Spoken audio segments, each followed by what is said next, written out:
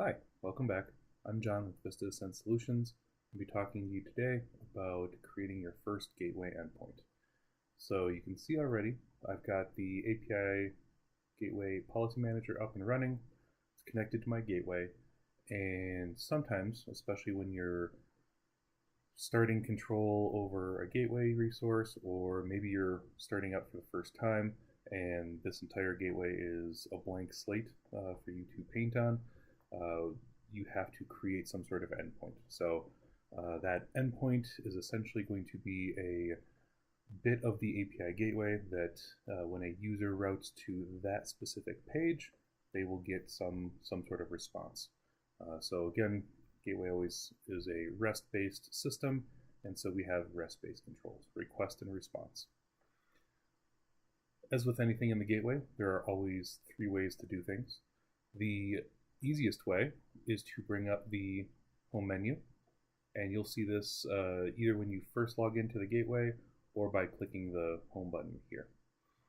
Now you have the ability, about halfway down the page, to publish a web API. And this is probably what you're going to be using the majority of the time when you're creating API gateway endpoints. So you can double click on this. You'll get a publish web API wizard, which makes this much easier to handle. So let's say this is a test for YouTube. And we can say YouTube. So what is happening here is you are creating a service name, we'll see where this gets generated, and a gateway URL. So this is the URL or the path that's going to be navigated to access this endpoint. So there's one spot that we're leaving blank, this target URL. We can fill in something here. It's going to create an assertion for us that does some of the tooling that we would probably be going to. I tend to leave this blank. You can certainly put something in there and you'll get a routing assertion. We'll talk about what those assertions are a little bit later, but I tend to just leave this blank. I tend to also just click finish after this, but for the sake of going through the various screens we'll go through, this is where you have some access control capabilities. So you can enforce SSL, TLS. You also have the ability to require users to authenticate. This can be done through several different methods. Either basic authentication, username, password. There can be some sort of token through a HTTP cookie. And then finally, there is an SSL token option. So this is your client certificate. This is going to be your PKI, something that's going to identify you. So you have the ability to use that. You also have the ability to come into an identity provider. We've created a certificate validator. This internal identity provider is the default one that is created from the gateway. This allows you to log in with your username and password credentials that you signed up to log into the policy manager. And then on a previous engagement that I was on, we had an LDAP server that I was testing out. So this is probably the default you will see if you were coming into this as a new gateway. Otherwise, you might have some extras on there. I tend to require SSL TLS encryption, and then I would have some sort of certificate validator here. For the purposes of this video, we are going to turn all of this off so we can get through to the actual results. So just to recap, we've got the service name, we've got the gateway URL, and I should mention that this can be any sort of things that might occur in your path.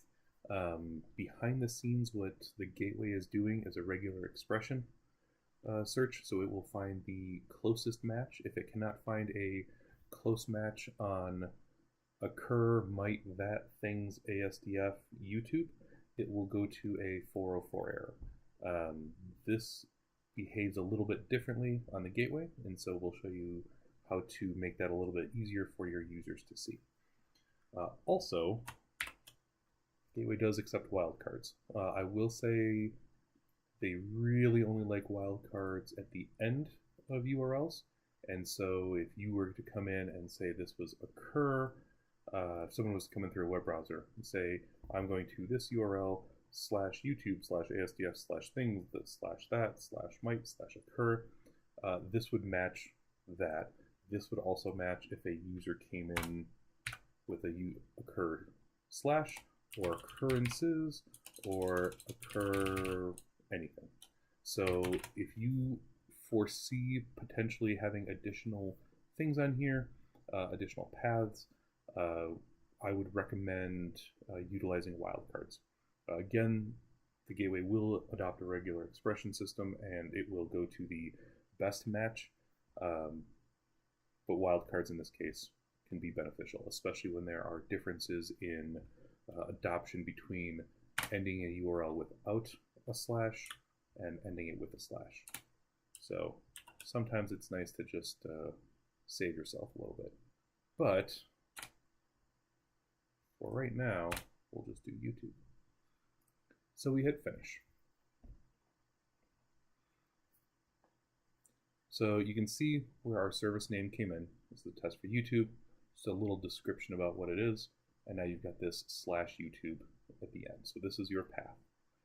We've also seen that this is now populated under the service endpoint pane. We can come in here, we can look at several things. So we can look at the service properties. Service properties are going to include your display name, which is what we had it set to. You can go in, change this at your leisure. A service ID and a GUID. This is primarily for the database, and so that's why you cannot change these. You do have the ability to create additional properties. That's more of an advanced topic. We're not going to worry about that right now. You also have the ability to enable and disable this endpoint whenever you'd like. So this leaves everything in the database. We'll disable this real quick, and you can see that there is a big red X that gets populated, essentially saying that you cannot navigate to this URL or to this service endpoint. So let's go back and re-enable that, because otherwise this will be a very short video. And we'll go into the HTTP FTP properties. So this is the custom resolution path /YouTube. If you have a lot of policies, especially if they are going to be similar, you can always check for resolution conflicts and see if you're going to have any conflict with other endpoints that you might be creating. So especially if you're new to your environment, this might be a really, really good idea to just check in, make sure nothing's going to happen. And then because the Layer7 API Gateway is more of a security-based tool, you have the ability to allow or remove various HTTP methods from accessing this endpoint. So if you want to be wide open, even to add some other HTTP methods that might not be in this list, add other. If you remove everything, you can also do that, and then it will flash this warning that you have selected no methods, and so you cannot access this service through HTTP. There are some use cases where you might want to do this. So if that's the case, go get them. This is just understanding what the options and security are there. So let's go back to our default, make sure this is still enabled, so we get this big red X out of the way, and we have a blank slate. So this is our test for YouTube. So this is where the assertions come in handy. The first assertion, I think everyone should know, is the ability to send a response back to the requester. And that's going to be the return template to response assertion. So again, we can come in through the search menu, we can click on this, it will immediately select the correct folder, it will select the correct assertion, and we will always return a template response message. Sometimes these little messages or descriptions on what the assertion does can be very helpful. So when we return template response to requester, we can literally drag and drop that over.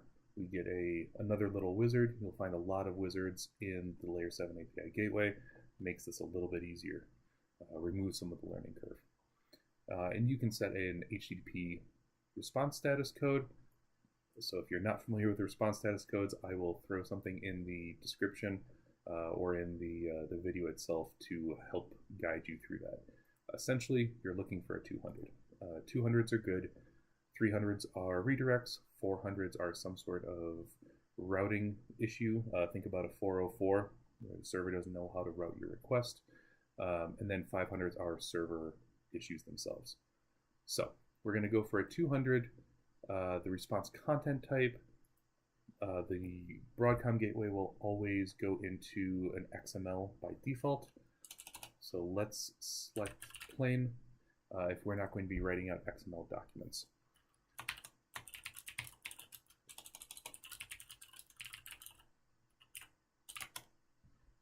And we have a couple options here. We can either hit OK, and what will happen is this entire policy will evaluate and send the response at the end, or you can elect to send the response immediately. Sometimes it is a good idea to send the response immediately, but especially when you're learning how policies are put together, this has a tendency to behave in ways that you would not necessarily expect. And that's a topic for a more advanced video, but for right now, I would default to leaving this unchecked. So hit OK, and we've got something. But what do we have? We don't have anything yet. The Broadcom or the Layer 7 gateway deals specifically with an internal database as the source of truth. And so within that database, this policy does not exist yet, or this version of the policy does not exist yet. You see this version 1 of 1 active. What we have done here is modify that version. So what we have to do first is save this policy to the database and make this version active. So we will save and activate, and you will forget to do this at least 3 dozen times between now and when you get really good at this. This is just a thing that will happen. And so we've saved and activated. We see now we're in version 2 of 2, so we're at the latest version, and we can no longer click save and activate. There is a way you can just save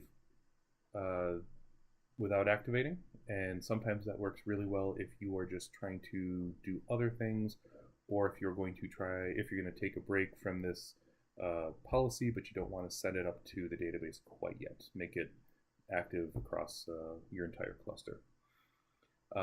In one of our videos, we talked about the policy manager best practices and specifically leaving the policy validation feedback unchecked.